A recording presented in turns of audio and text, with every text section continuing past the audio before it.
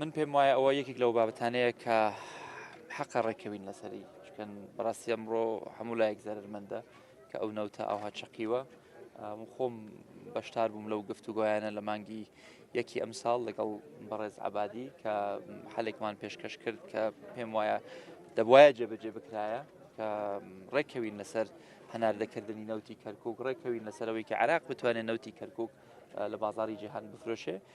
بەڵام لە هەمان کاتیشتا بێ مانی ڕەچاوی بارودۆخی کوردستان بکەن، داواکاریەکانی خەڵکی کوردستان، داواکاریەکانی خەڵکی کەرکووک کە پێشتر سوودمەند بوون لە پێترۆدۆلاری کە پەیوەندی بە نەوتی کەرکووکەوە هەبووە. وە پێم وایە ئەمڕۆ کە ئەو نەوتە بەو شێوەیە چەقیوە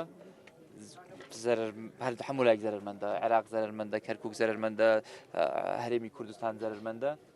بۆیە من هیوادارم کە سیاست نەبێتە ڕێگر لە چارەسەرکردنی کێشەیە کە پێم وایە یعنی ئەگەر زۆر بە منطقیەوە سەیریکەی زۆر ئاسانە، بەڵام بەداخەوە منطق و سیاست بەعزار زۆر دوورن لە